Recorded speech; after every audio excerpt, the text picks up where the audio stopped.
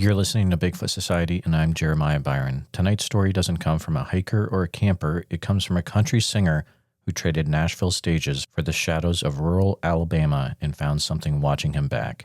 It started with a plywood silhouette, and then came the polar bear in the tree line. But what Dale saw one morning while chasing a fox, a gliding figure, silent and smooth, left him dizzy, disoriented, and changed.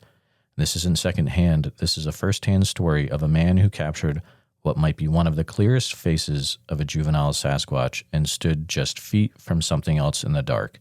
This is the story of Dale Boswell and the Bigfoot in Boogerville, so stay with us.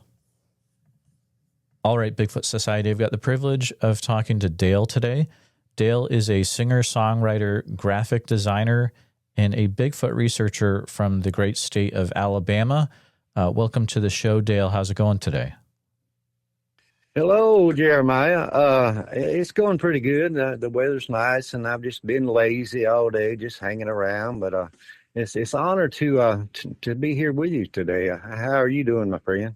Oh, I'm doing well. We're starting to get better weather up here in Iowa. But you know, Dale, you're one of these guys I've heard a little bit about here and there, and it sounds like you've got some really interesting accounts that we'll go over in a bit. But, you know, first, I'd love to hear, was it the singer-songwriter that came first, or was it the Bigfoot side that came first? Well actually, I've been singing and performing, pretty much all my life since I was about 12 years old and picked up the guitar. But as far as professionally, since about 1985. It's when I started performing professionally, and I formed a band and really got into some really prestigious events. Had a lot of fun, met a lot of people. I've been fortunate enough to play some of the biggest stages in Nashville. Right on up. I never made the Grand Ole Opry. Of course, that is all our us country singers goes. But I did play several other places that are well known in Nashville. For instance, like Tootsie's Orchid Lounge and the Nashville Palace and the Ernest Tubman Midnight Jamboree, things like that. I recorded several songs that the easiest way to get to them, I would say, just Google my name, Dale Boswell, and a lot of my recorded music will come up, and some of the stuff you may have heard on the radio, because I did get quite a bit of radio airplay here and there. But anyway, to answer your question, this was I did this up until about 2011. And I've been having lots of problems with my neck. And come to find out I had degenerative disc disease. And so I was dealing with that. In 2011, I had to have surgery on my neck. And, you got 7 vertebrae in your neck. Well, I have 5 of mine fused together with a titanium plate and 10 screws. So my head don't move too much, like it used to, but it took away the pain. And the biggest thing is the titanium plate put some constriction on my vocal cords. And I've never been the best singer in the world anyway, but I was fortunate enough to be around the best and around a lot of good people. So I got to do a lot of cool things, and it wasn't because, like I say, I was no exceptional talent, just something I enjoyed doing and made a little bit of a career out of. But anyway, this titanium plate put a constriction on my vocal cords. So I lost a lot of my range, what high notes I could hit or even low notes. And I was down to just basically a whisper there for a while. And so I had to put my music career on hold. And actually, I had just signed, like a month before, I had signed a major management contract out of Branson, Missouri. And that's when Branson was really going strong, as far as a country music entertainment area. But then the surgery come up and just kind of knocked, put an end to all that. But anyways, music had been my life, for just my whole life. So I couldn't do that anymore. And now Bigfoot, I kind of enjoyed that a little bit when I was younger. When I occasionally see stuff or read books, I enjoy reading books about cryptids and things like that. But I was never really a big fan, I guess would say, until this surgery. So I was laying around in the bed, I couldn't do much, I was kind of really depressed, because I just couldn't play music anymore. I put the guitar up, and one day I was watching, I was watching YouTube, so I just put in the search engine Bigfoot, and I'm like, oh my goodness, and there was so much stuff came up, and I just got deeper and deeper into it, and really started, really researching everything I could, on the subject, and I got obsessed with it. It will do that to you. And it was about 2014 when I really, really got into the deep research. But anyway, that's what kind of got me into it was I guess a titanium plate in my neck bone. Oh, that is fascinating. I mean, it's always super interesting to hear what it is that gets people, and sometimes it's a physical change like that, but it sounds like there was also another event that happened that really got you into it. You kind of alluded to there's something that happened in 2014 there. Yeah, absolutely. In 2014, I remember it was July of 2014, matter of fact. And at that time, like I said, I was researching, but I was thinking like everybody else, Bigfoot's not around my neighborhood. If they're going to be any, they're going to be way out there, or I'm going to have to ride down some big dirt road somewhere, and you know how you get into it. But anyways, one morning, well, actually, let me take you back to a few days before. I had just built, and being a graphics designer and illustrator was my real job through my life. And I was honored to work for some really major companies and do some really cool stuff in the world of design and marketing and advertising. Anyway, that's another story. But anyway, I had just I took a 4x8 foot sheet of plywood, and being an artist, I scaled up a frontal view of a Bigfoot, or what most people describe him to look like, and they usually say he's about 4 feet wide and about 8 feet tall, so it would work out just perfect. So I took this plywood and I drew a silhouette of a Bigfoot on it. Then I cut it out and I painted it black, of course. And so I just painted one side, and that night, I leaned it up against my my carport, so the paint would dry, and it was facing the tree line by my house. Now I live kind of way out in the country and stuff, and my house is surrounded by woods, but it was facing the front side tree line of my house in my front yard.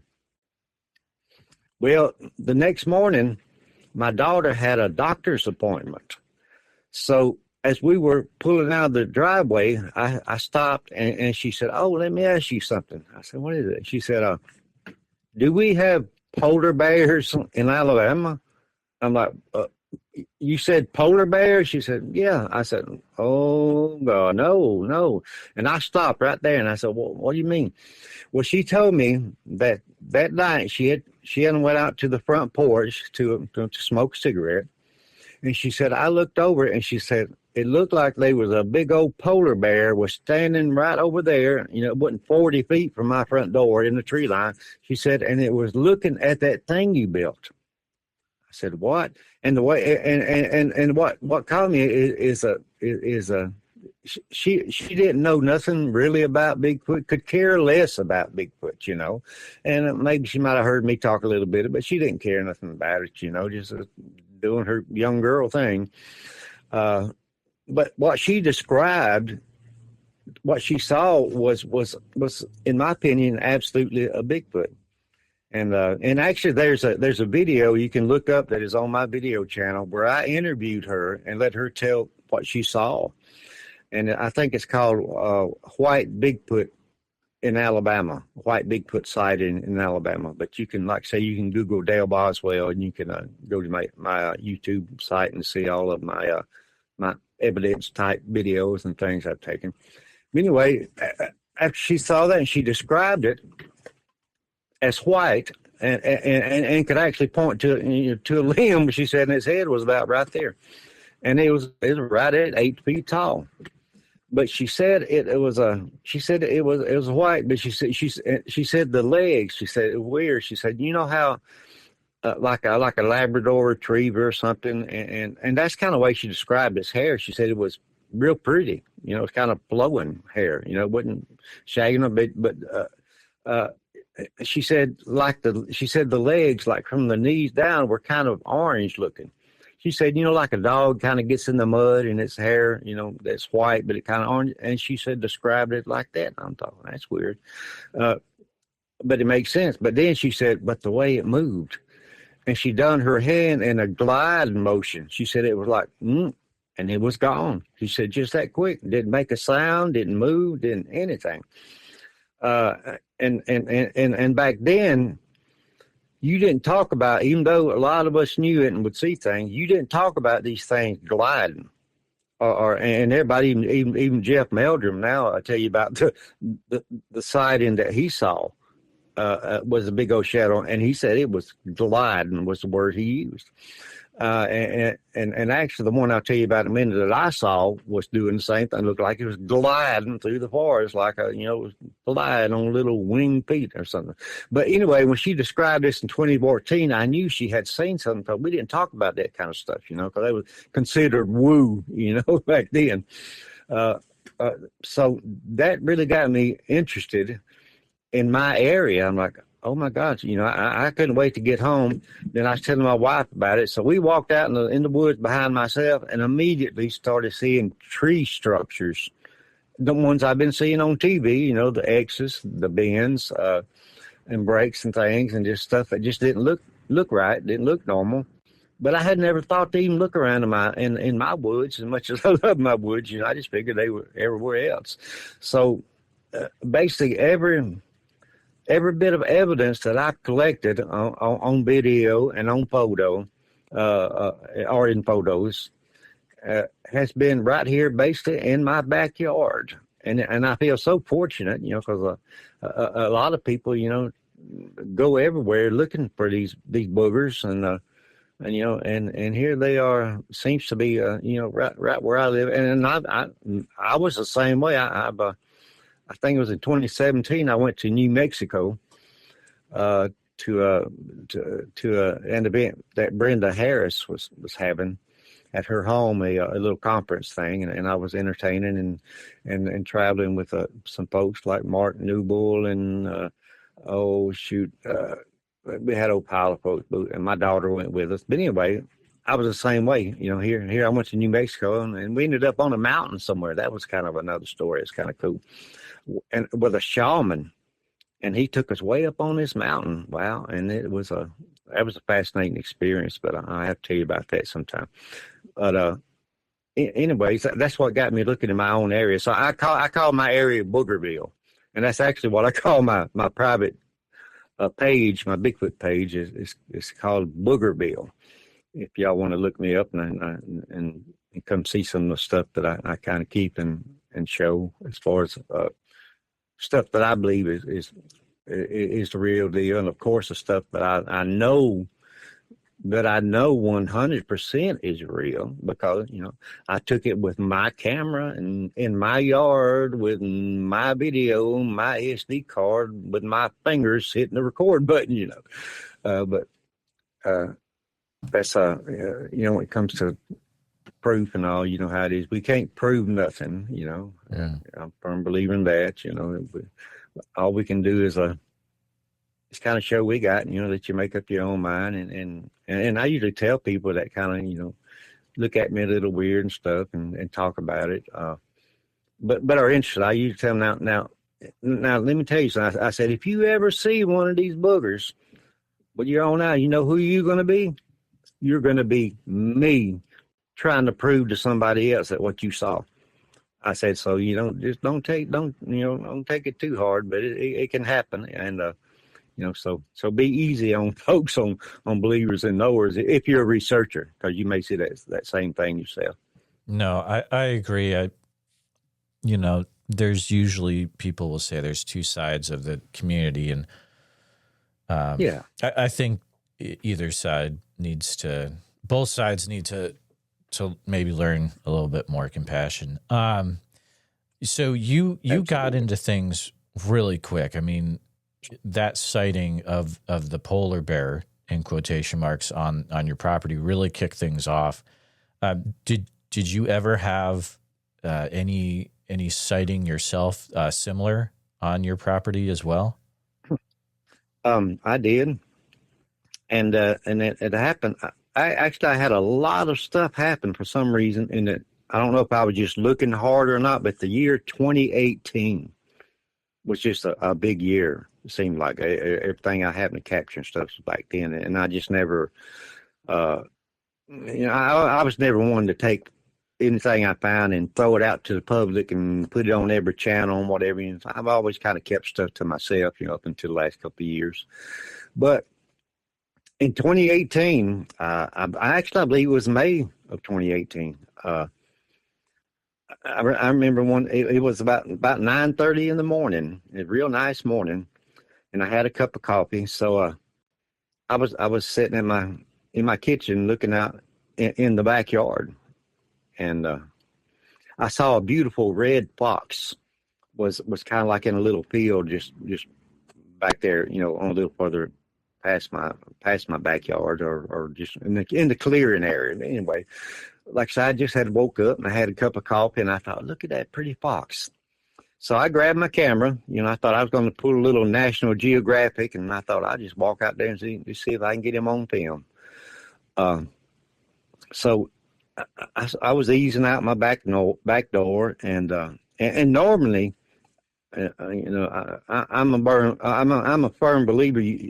You don't need to sneak into the woods, especially if you're researching these boogers, because they know you're there, so you ain't gonna sneak up on them too often. But it does happen. Everyone, they make mistakes once in a while, and they kind of turn and look at you and be as surprised as you are seeing them. So it does happen. But usually I just kind of do my thing, and I want to know I'm there if I'm out there. So, but this particular morning I was following this fox, so I was going to be sneaky so I wouldn't disturb it.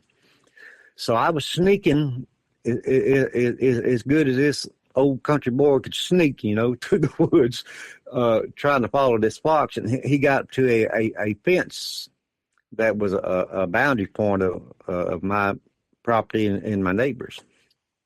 And he went through the fence, and there's a little dirt road that kind of goes up beside the fence. So he took off, as I'm facing the fence, to the right down that road. And I'm like, well, he's gone. But it was such a nice morning, so I remember putting my phone back in my pocket right there. I stuck it back in my pocket. And I remember crossing my arms and looking out towards the woods. And this little road that he went on kind of circles around a little bit, and you could see it a little bit through the woods.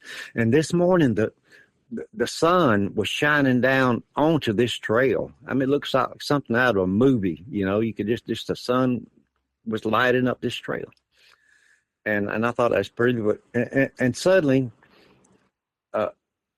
I guess out the corner of my eye from the left, I seen something move. And it come out fast from my left going towards my right, and it was going right down that sunlit trail. And I watched it for I tell people, if you take your eyes and you move them to the left as far as you can and move them to the right as slow as you can, I don't know how many seconds that is, but that's about how long I watched this thing.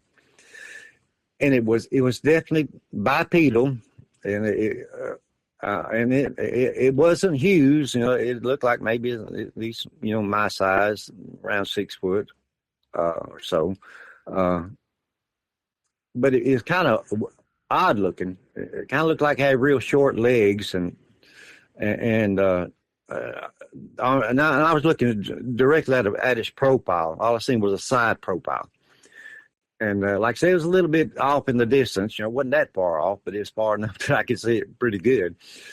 And but it was solid black, and it was running, or like I say, it was gliding but it looked like it was leaning at maybe a 15-degree angle, kind of like a skier would ski, but its head was tilted back, funny looking. And it looked like it had a huge amount of hair or something on top of its head. I don't know maybe his head or blowing or what, but it was heading towards that pops. So in my mind, this thing probably wasn't paying me that much attention to start with, and with being that I was trying to be sneaky, maybe he was paying more attention to that fox, and he took off after it.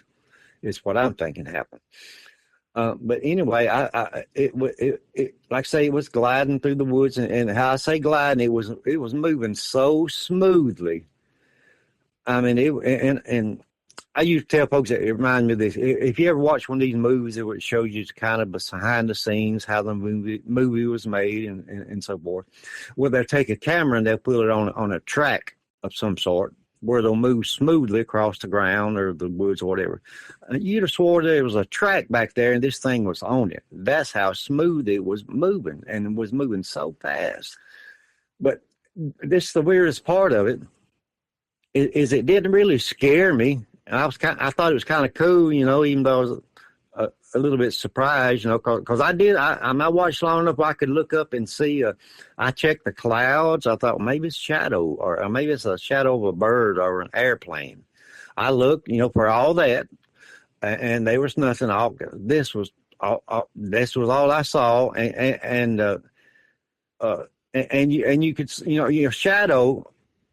When you see it going through the woods, it kind of flops around the trees and bends and stuff. Don't move smoothly. But this thing was moving smoothly. It was definitely not a shadow, so I ruled that out. But anyway, like I said, it didn't scare me, and I thought it was really cool. And I was more like, trying to not surprise, but like, what did I just see? But suddenly, and I mean it instantly, the blood went to my head. It seemed like all of a sudden I started getting like confused and dizzy, and I was inside of my house. I could see my house from where I was at. It wasn't that far, but I felt like I was going to pass out, and I didn't have no idea why. Because I had been feeling fine and stuff, and I've actually never felt like that. I mean, I felt like my head was going to explode, like just all the blood went to my face or to my head. And I literally, all my career, even through my music career, and if you go to my Facebook page, you can see a lot of music stuff and a lot of people I've had the fortune of rubbing shoulders with in the business. But anyways, I've always documented everything. So all I could think of right there while I felt like I was going to pass out was get my camera out and document myself or whatever, just in case something happened. Some people can say, well, here's what happened. Don't know, but, here it is. And I remember being so confused. I couldn't figure my camera out. I was trying to get the app turned on and figure out which way to face it towards me. And I mean, it's like I've never used a camera before, but I actually did film it, and I have sent it to you. Film me, and maybe I was what they call zapped. You hear about that where, these animals or these critters can possibly do that, kind of like lions and elephants and things. And I've read up a little bit on it, but not that much until this. And so I started researching a little bit, and I thought, well, maybe that's what happened to me, because I have no other explanation. But there I was in the woods, like I say, it felt like I'm about to fall out, and I could see my house, and it felt like it was 1,000 miles away.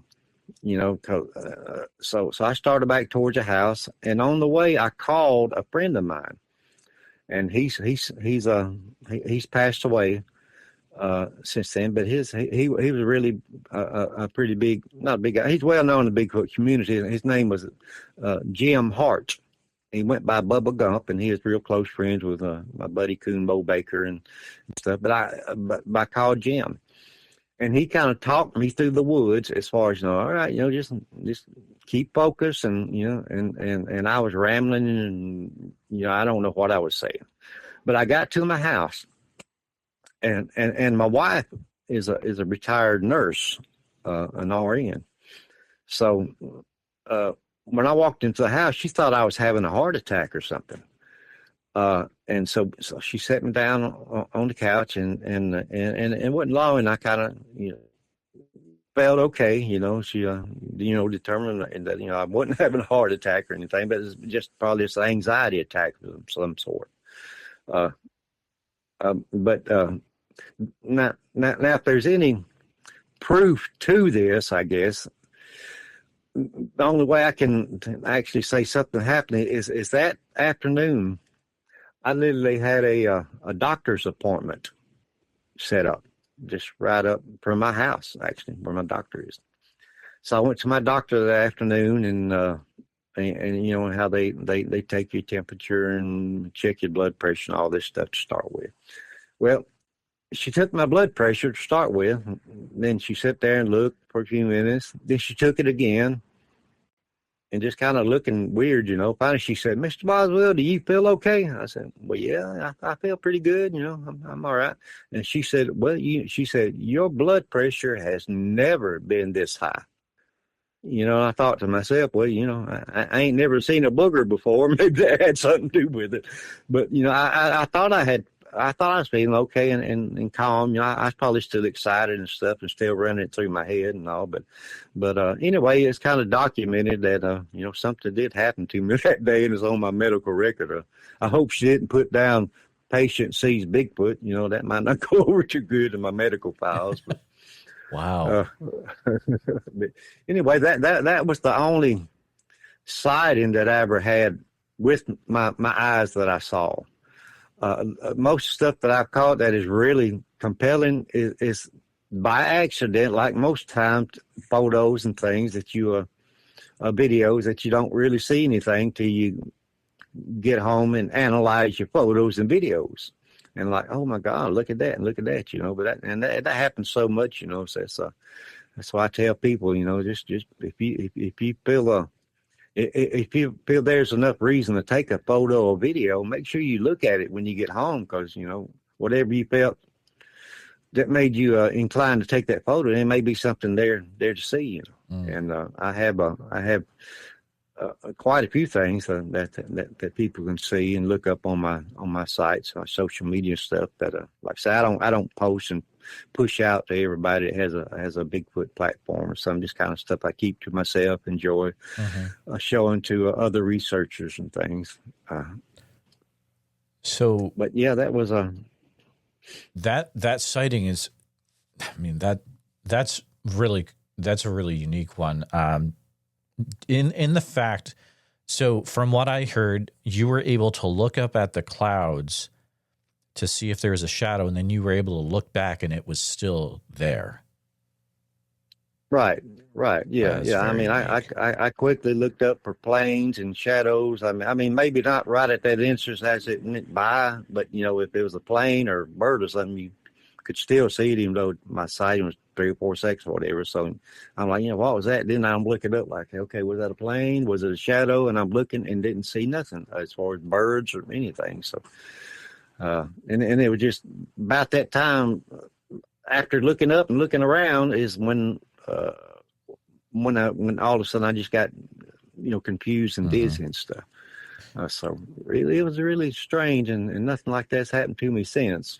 Thank goodness. And I say it's unique because 99% of the time you hear from witnesses is they look away for a second and then it's gone.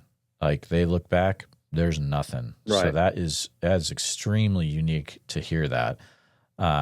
So after you had that sighting, then, how are you viewing like, oh man, I've got something that's like a monkey in my backwoods, or is it something that looks more like a human? Or okay, actually I have some video that is, and like I say, you can look it up, and I'll be glad to show it to you and stuff. But in my opinion, it may be the closest face shot of a juvenile Bigfoot ever recorded on video in motion. And remember, I told you sometimes these things are there and you ain't gonna sneak up on them, and sometimes you surprise them. Well, this particular incident, it was also in 2018, and it was one night about 1 o'clock in the morning, I guess it was. And again, I was sitting there at the kitchen window looking out towards the backwoods, and I heard the awfulest screaming and hollering in the woods. I mean, I don't know what it was, but just bellowing and screaming, and people who have actually heard the video said they maybe thought it was a deer in distress or something. Like I said, I'm not that familiar with them. The animals sound like that. But anyway, I heard this screaming, and I was sitting there, so I immediately grabbed my camera. I always kept my camera here, and I had an old Sony Handycam, which was pretty good video cameras back then, and even though it had a few years on it, but it was a nice video camera, and I've used it a lot of time. So I had it right there and my flashlight handy. Now here's one thing that cause I've been been researching my woods for a few years, and go out looking for eye shine, take a flashlight and walk around, sit, and the same, what you do. Well, for some reason I told myself, the next time I think I may hear or see something, I'm not going to just go straight out with my flashlight, because I got to think, if I'm hiding out there in the woods and I'm over here and you shine your flashlight this way, I'm going that way. So it makes, I thought, well, I'm going to just see what happens. So here's what happened. I walked again out my back door. I had my camera running or on record as I walked out the back door, but my flashlight was off.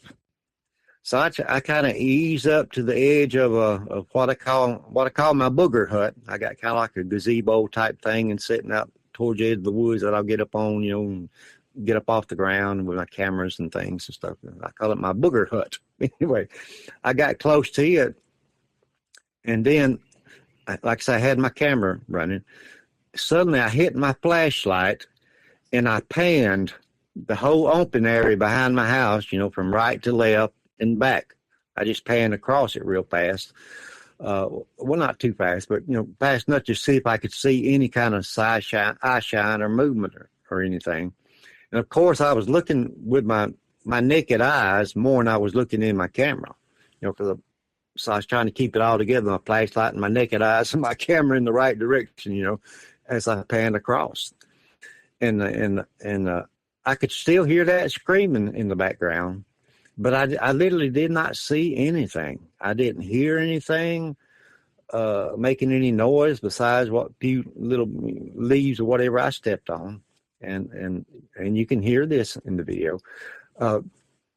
Didn't see anything.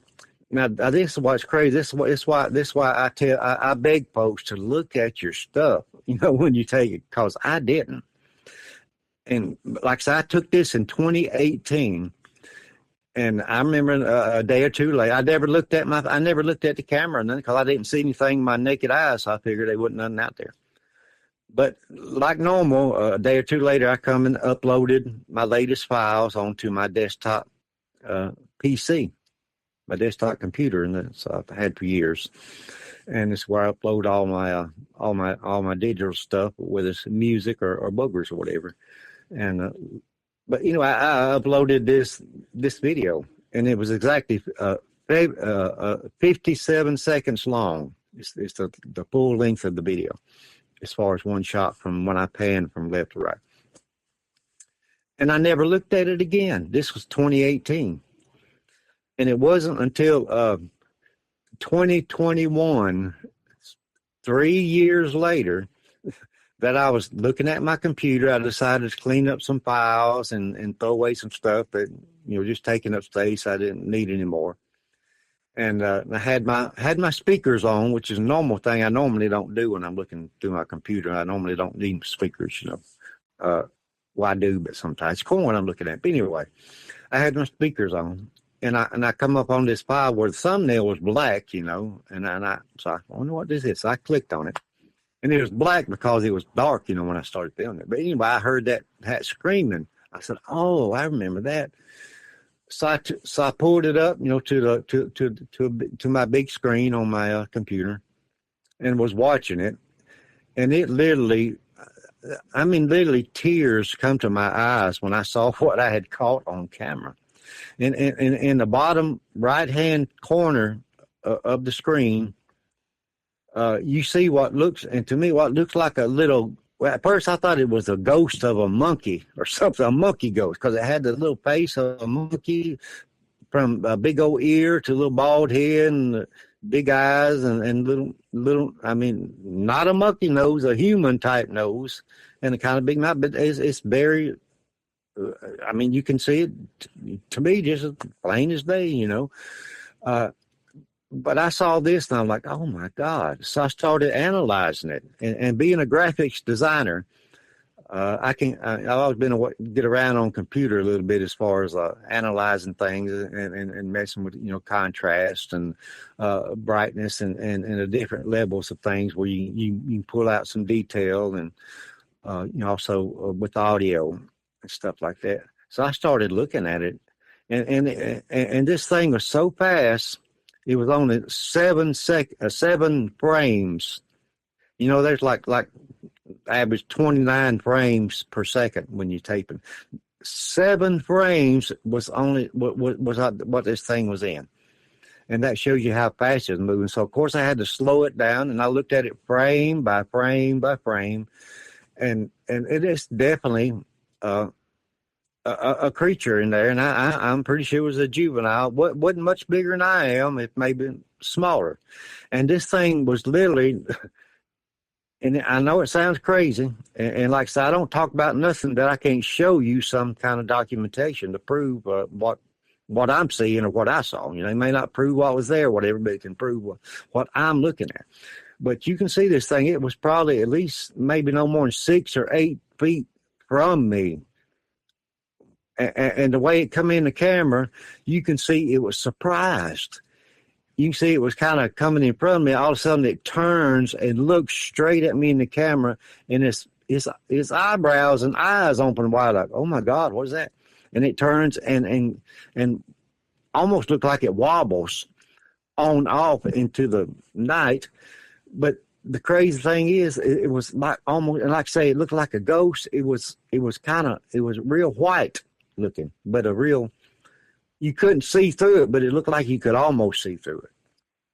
But it was sharp enough, like I say, where you can see all the detail in his face, you know, right down to his mouth. And I caught it from like the chin up, you know, his chin. I didn't catch his chin, but from the lips to the top of its head is what I've got on camera. But it wobbles off, and it looks like a white fog. Looks foggy. And upon analyzing the film, when I'm walking up there, you can see this fog kind of bouncing to the woods.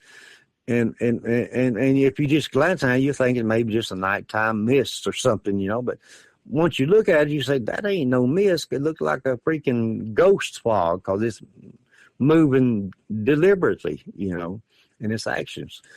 But it comes around to my camera, and like I see this in the year 2021, and I spent, well, since then, analyzing this 57-second film. And you wouldn't, well, I keep saying this because it's so unbelievable.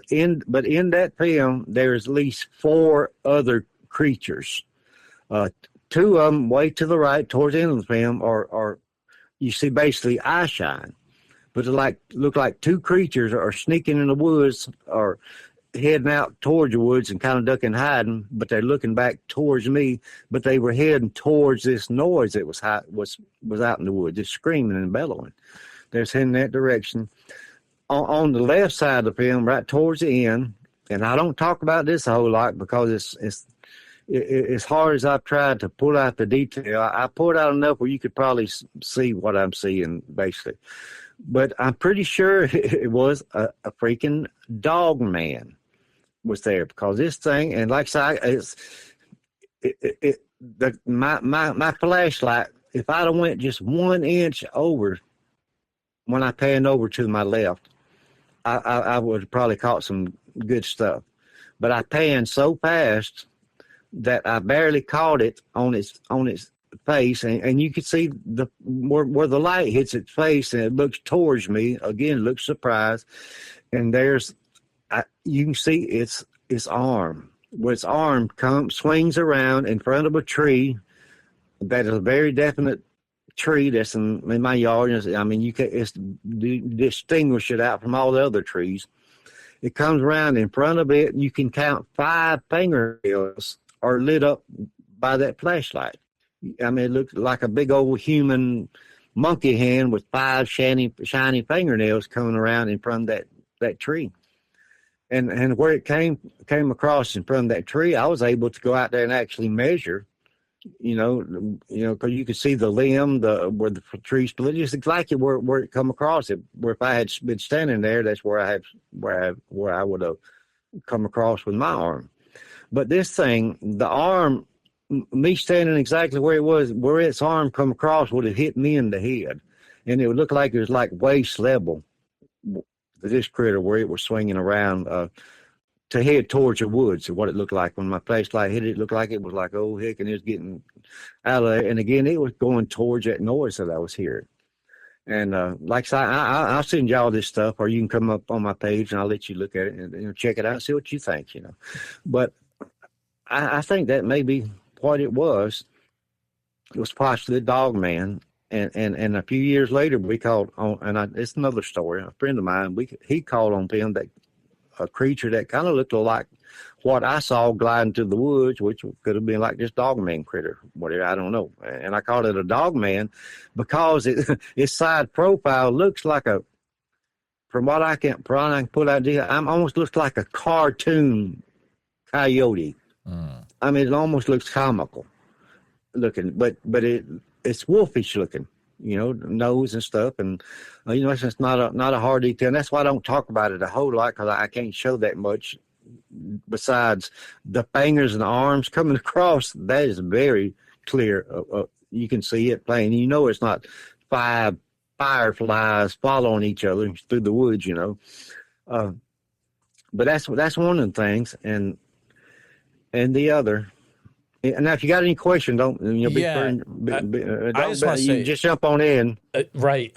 That's fascinating. Are those videos you have on your YouTube channel as well? Yeah, absolutely. Okay. I post everything I've taken. Yeah, it's on there as well.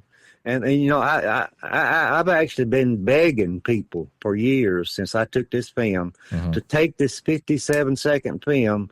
I know, and analyze it like I did. Take it and look at it, break it down frame by frame. I bet I would love for a forensic scientist to get a hold of somebody and just look at it and, like you took it and see what I see. And I beg people to do it. It's not something I keep secret on, and it's there. If you look at it, you'll see it. Absolutely. But anyways, now it gets crazier. Now, as I'm analyzing this film, like I said, I've been analyzing it for years, and this wasn't too long ago when I was playing with it again, and I was looking at the little juvenile part of the film where you come up and look at me. Well, while I was analyzing, like I say, it was real dark outside at the time. So while I was looking at this clip, I decided just to boost the brightness 100%. Hoping it would maybe lighten up some of the darkness of the night. And what I saw, and what you can see when I'll send it to you, I swear it looks like a freaking gorilla is between me and trees. This thing is probably within arm's distance of me, or maybe not much further. And these trees are probably like 5 or 6, 8 feet in front of me. And this thing look like it rises up and floats. I swear, this gliding thing, it looks like it floats off to the left, but you can see its head, you see its shoulder, you see its bicep, you see where its arm is bent at the elbow. And it rises up like it's floating away from me. On to the left, and like I said, I didn't see this until I increased the brightness, and it's there because it blocks off the trees in front of me. You can see the shadow as plain as that, blocking off the trees.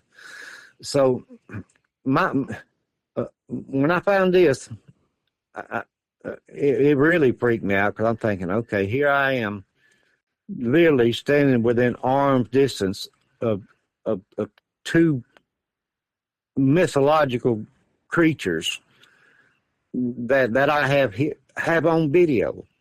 Apparently a juvenile, and I think this gorilla-looking thing must have been one of the parents. Because they say they kind of travel in packs and they're very protective of each other.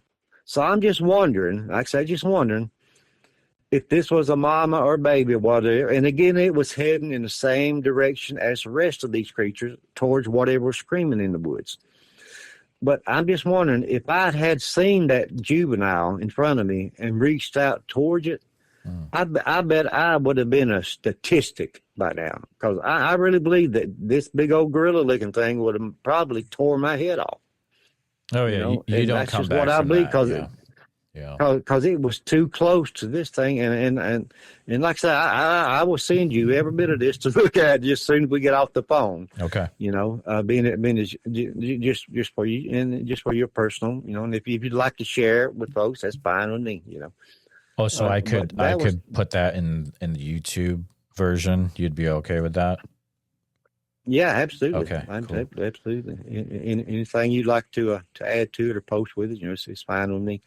But I do. And like I said, all this is in my backyard still. That's absolutely wild. I mean, you've got a lot going on there.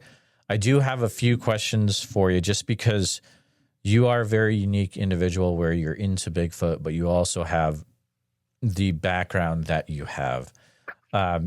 One of the questions I have, and this is just, I have a feeling. You mentioned that you are you're a friend of Coonbo's, right? Yeah. Okay. Coonbo's dear friend. So that being said, and also you have your background as a musician, have you been involved with any work that was done in the past with the shofar horn? No, and I talked to Coonbo a lot about it, and he talked to me about it. And as a matter of fact, I always tell this story. I said, Coonbo is my mentor, and he's the guy that I first heard on the radio where I said, I could probably talk on the radio. If Coonbo can talk on the radio, I probably could. But anyway, up until then, I never thought about doing any kind of interviews or stuff. But I first heard Coonbo, and then got involved with him, and he's my teacher. I mean, a lot of the advice I give to people as far as researching tools and what you do when you go in the woods and stuff, is stuff I've learned from him. But yeah, that instrument is crazy, and I've talked to Coonbo about it, but I've never been around one that often. I did not long ago. I had somebody had one, but I didn't talk to him about it.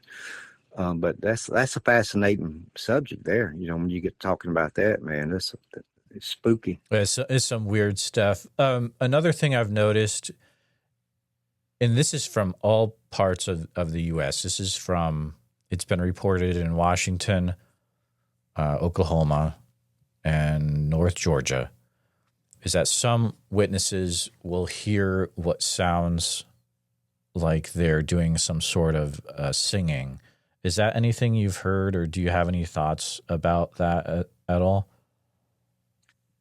I've never heard anything like that. I've heard some howls and crazy stuff out in the woods, but I've never heard anything that sounded like singing. Although I've always heard that boogers are like most animals, actually. Like music. So I don't never miss a chance if I'm out in the woods to pull out my guitar and sit there and sing a few songs, and maybe sit on a log, and if there's somebody with me, I tell them, I said, now look like you're looking at me, but watch over my shoulder behind me, just in case you never know, booger might come up and say, who's that out there making all that racket, But I do believe music is entwined with Bigfoots, and I'm sure they enjoy it probably like we do. It's got to get off a board out there in the woods. Listen to squirrels and whatever else all day long. So probably a little music probably sounds good once in a while. And yeah, that was another thing I was going to bring up too, because it is something that you hear in reports that someone was, and usually it's a guitar, someone was playing a guitar and there's a response. And I've actually experienced that firsthand in Oregon, where an individual was playing a guitar out in the forest, and then we got roared and screamed at, and it happened 2 times in a row. And then we left. It was crazy. But is that anything where you've played guitar and had any weird things in response, or it kicked off things in your backyard? No, not that I can tell. I don't know if it's I haven't been researching a whole lot here lately as far as spending time back there in the woods with my thermal cameras and everything. I take and sit back there and just, which I enjoy, just watching whatever's coming through the woods, whether it's deer or possums or wild boar, raccoon, I just love wildlife anyway. So watching and seeing what I can catch on camera is fun. But it's, I'm like I say, a lot of stuff happened in 2018. It was in 2023, I think it was. Sometime a friend of mine, which is a dear friend and a great researcher, named Terry Allen. He come to my house and done a little research, and then we caught something on camera, or he did there. That one night while he was here, that was real interesting, and I call it some of the best evidence that shows there are boogers back here. But that's something also I can show you that I show in my presentations. But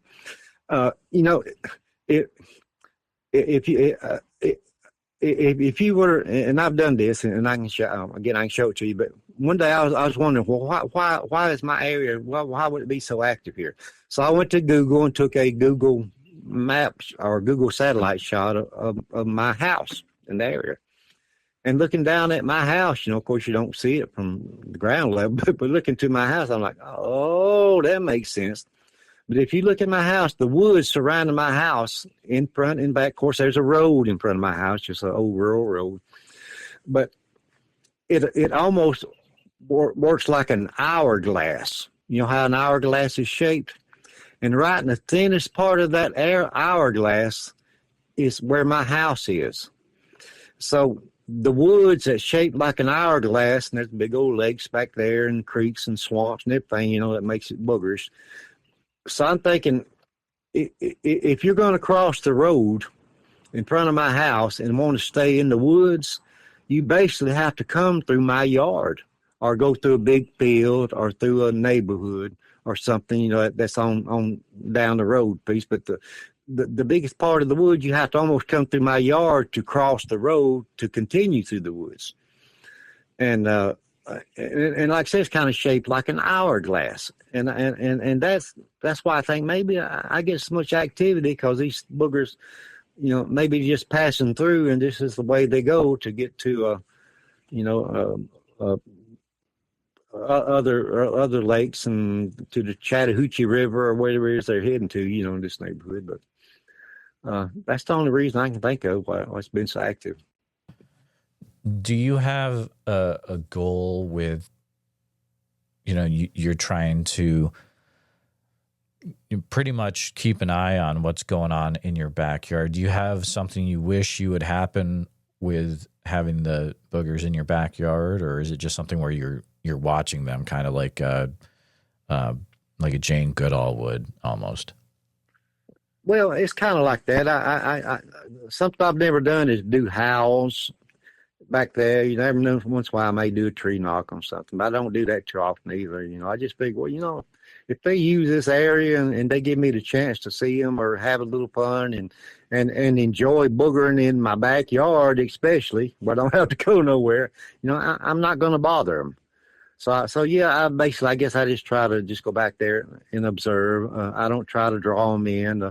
Every once in a while, I take some apples or bananas or something, if we got them laying in our house, and I'll just take them back there, just see what happens. I don't follow up on it a lot, but yeah, that's base. I just don't bother them too much, and I know they're there. I've got I, I found a huge footprint one time. It's the only footprint I've ever found. It's hard to get footprints and stuff. In Alabama and Georgia, and when you get out in those woods, there's so much stuff on the ground. But I actually found a pretty nice footprint that was in my front yard, right, just real close to where my daughter's polar bear was standing. Of course, it was some years later. It wasn't during that time; it was some years later. But I've actually got some good photos. I tried to cast it, but I screwed it up, because I've never done one of those before. But I got lots of good photos of it. But actually, a big footprint. But this critter looks like it came from across the street from my house, from the woods, and stepped way up on a bank, 6-8 feet bank. And it looked like it accidentally stepped in a fire bed, an old ant bed. Because that's where the print was, at right dead center of this ant bed. And that's why I'll send that to you too. But that's the only print I've ever found around here, and I'm pretty sure it was by accident. It stepped in that ant bed and kept going through the tree line. But it was way too big to be a human footprint that I've ever seen. Dale, you mentioned already that you have taken at least one trip out to the Brenda Harris's gathering, but do you ever partner, go to other researcher gatherings and try to get into the field to see if you can see evidence in other places, or is it a thing where you're just pretty much focused on your backyard area? Oh no, I love hanging out with other researchers, and not long ago we had an awesome meet and greet at Hollis National Park, or that's located around Sylacauga, Alabama. Mm-hmm. Okay. And it's with the Bigfoot group that I'm in. I don't know if you've been. It's one of my favorites. It's the Woodwalkers, spelled with a Z. Oh, they're great. And, I love those guys. Yeah. Yeah, that's my main hangout right there. But anyway, when we had that big meet and greet just a few months ago, man, we had a ball. There's like 130 people showed up. Wow. Out there. And this was and I was honored to be the featured speaker and entertainer. I didn't do a whole lot. I enjoyed it, but I enjoyed doing a little bit and picking and singing, but mingling with everybody, and so many people from the group, and Misty and Spencer and Coombo was there, and Terry Allen and Billy Schilling. It's just everybody, Phyllis and John. I could just mention so many good friends. But yeah, I do enjoy mingling and hanging out with others, and squatching a little bit with whoever. And I've been fortunate to meet a lot of the well, I don't know, I use the word big timers, but more the well-known researchers and things, like M.K. Davis and Stacy Brown, a bunch of folks. But and I've been fortunate to do some speaking engagements here recently. I did a couple earlier this year, and just stand in the room only. It wasn't because of me, because we just had a good conference with some great lineup and stuff. But I got the honor of hosting and being the MC for a couple of conferences, and I got a few things on the board that I'm gonna do this year. Just I figure this could be one of my last big years as I'm getting older. As far as I'm gonna just go for it, because I just retired this year. Just turned 67, so I'm officially retired, even though I've been medically retired since 2014 because of the neck problems and stuff I had. But I'm officially retired now, so I'm getting out and doing more. And but I got some things coming, like I'll be speaking in Pine Mountain, Georgia, on the 4th at a public library, and then I'll be in Anniston, Alabama, next month in June, the 6th and 7th, I think it is, at the Alabama Bigfoot Conference.